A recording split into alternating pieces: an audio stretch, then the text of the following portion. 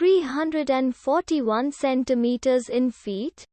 First of all, we need to know the value of 1 centimeter in feet.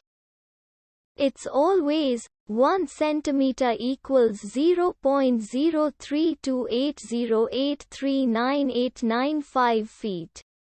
Now we have to multiply 0.03280839895 by 341. Therefore, 341 centimeters times 0.03280839895 feet equals 11.18766404195 feet.